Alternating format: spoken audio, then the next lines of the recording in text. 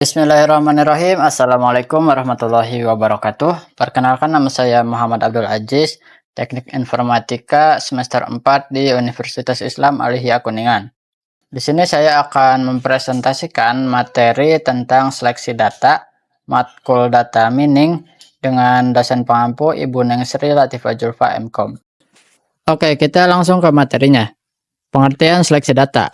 Seleksi data adalah proses pemilihan atau penentuan data yang relevan atau penting untuk dianalisis atau digunakan dalam satu konteks tertentu. Nah, pentingnya seleksi data dalam analisis itu yaitu untuk memastikan data yang digunakan sesuai dengan tujuan analisis, mengurangi noise, dan meningkatkan akurasi hasil analisis. Selanjutnya yaitu metode seleksi data. Nah, metode seleksi data yang paling umum itu terdiri dari 3 pendekatan. Metode yang pertama yaitu filter data. Nah, metode ini melibatkan penerapan filter untuk memilih baris atau kolom yang memenuhi kriteria tertentu. Dengan menggunakan filter ini, kita dapat dengan mudah mengekstraksi subset data yang sesuai dengan kebutuhan analisis kita. Yaitu transformasi data. Nah, pendekatan ini melibatkan transformasi struktur atau format data untuk memastikan kesesuaian dengan kebutuhan analisis.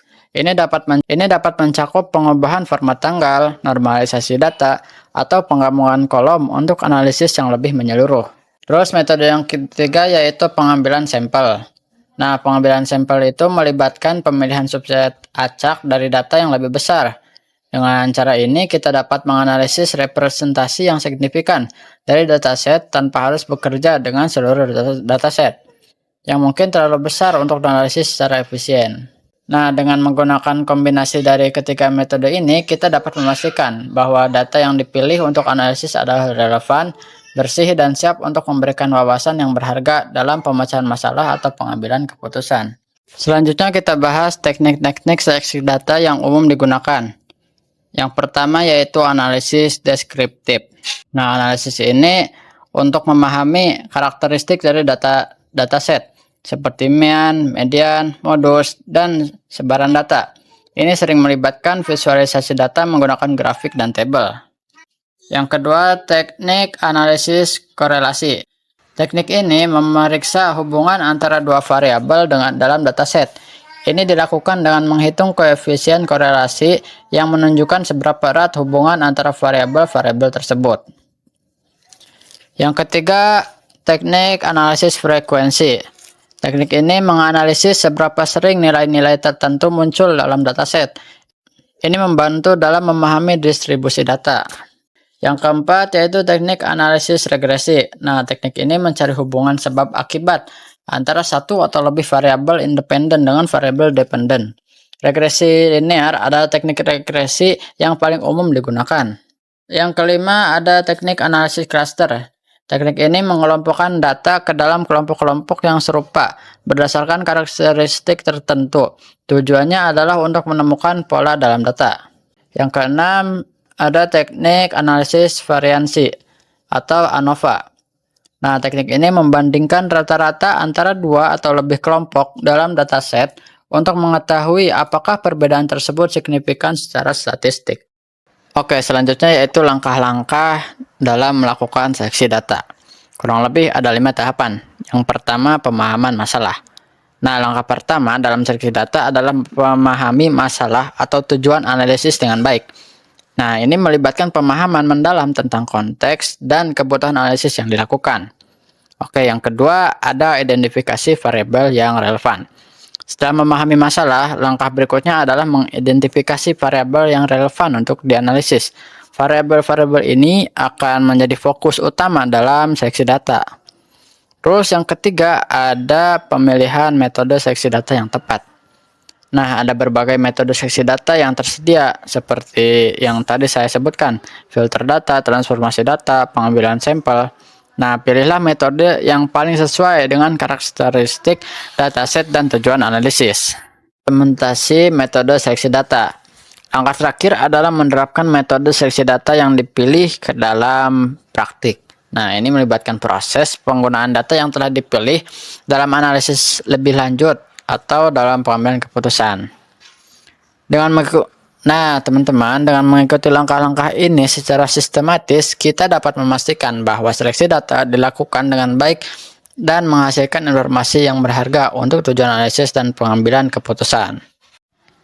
Selanjutnya yaitu tantangan dalam seleksi data. Tantangan yang pertama dalam seleksi data adalah keberadaan nilai yang hilang dalam dataset. Ketika data tidak lengkap, hal ini dapat mengganggu analisis dan menyebabkan ketidakakuratan dalam hasil. Selanjutnya ada lagi tantangan lainnya adalah keberadaan variabel atau atribut dalam dataset yang tidak relevan untuk tujuan analisis yang ditetapkan. Menyertakan data yang tidak relevan dapat mengaburkan wawasan yang sebenarnya dan memperlambat proses analisis. Terus ada lagi tantangannya yaitu ketidaksesuaian format atau jenis data dalam dataset. Nah, ini dapat menjadi tantangan serius dalam seleksi data. Hal ini dapat mencakup perbedaan format tanggal, penamaan yang tidak konsisten, atau bahkan tipe data yang salah. Terus kadang lagi tantangan selanjutnya yaitu overfitting dan underfitting. Overfitting terjadi ketika model terlalu kompleks dan menghafal data latih dengan sangat baik, tetapi gagal dalam menggeneralisasi pada data baru. Sementara underfitting terjadi ketika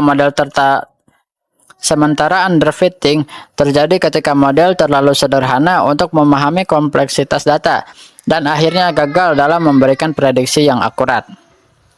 Menangani tantangan-tantangan ini dengan hati-hati dalam proses seleksi data penting untuk memastikan bahwa data yang dipilih benar-benar mewakili realitas yang ingin dianalisis.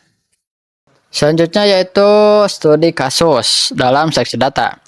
Contoh seleksi data dalam penelitian.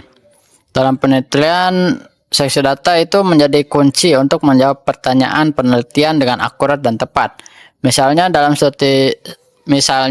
studi epidemiologi, peneliti harus memilih dataset yang mencakup data populasi yang relevan untuk menjawab pertanyaan tentang penyebaran penyakit. Terus contoh seleksi data dalam analisis bisnis. Nah, perusahaan menggunakan seleksi data untuk meningkatkan strategi bisnis mereka. Sebagai contoh, misal seorang analis data di sebuah perusahaan e-commerce mungkin menggunakan data transaksi pelanggan untuk mengidentifikasi tren pembelian dan menyesuaikan strategi pemasaran. Contoh lagi seleksi data dalam pengembangan produk. Dalam pengembangan produk, data digunakan untuk mengidentifikasi kebutuhan dan preferensi pelanggan serta mengevaluasi kinerja produk yang ada. Sebagai contoh, tim pengembangan produk di sebuah perusahaan teknologi dapat menggunakan data umpan balik pelanggan untuk memperbaiki fitur produk yang sudah ada atau merancang produk baru yang lebih sesuai dengan kebutuhan pasar. Selanjutnya yaitu tips dan trik dalam seleksi data.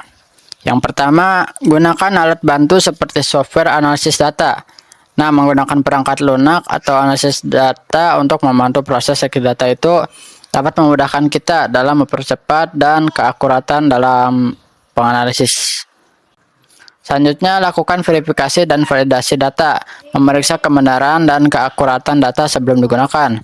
Terus, tips selanjutnya itu jangan ragu untuk mencoba pendekatan atau metode alternatif jika diperlukan. Lalu, perbarui seleksi data secara berkala. Data dapat berubah dari waktu ke waktu. Penting untuk memperbarui proses seleksi data secara teratur. Kesimpulannya, seleksi data itu merupakan tahap kritis dalam proses analisis yang memastikan validitas, relevansi, dan akurasi hasil akhir. Di materi tadi kita telah belajar langkah-langkah penting dalam seleksi data, seperti pemahaman masalah, identifikasi variabel yang relevan, pemilihan metode yang tepat, implementasi, dan evaluasi. Dan juga pentingnya kesadaran akan tantangan dan solusi dalam seleksi data seperti data yang tidak lengkap, tidak relevan, tidak konsisten, serta masalah overfitting, underfitting, memerlukan kesadaran dan pemahaman yang mendalam untuk menemukan solusi yang tepat. Oke, mungkin cukup sekian saja yang dapat saya sampaikan. Mohon maaf atas segala kekurangan. Ditutup. Wassalamualaikum warahmatullahi wabarakatuh.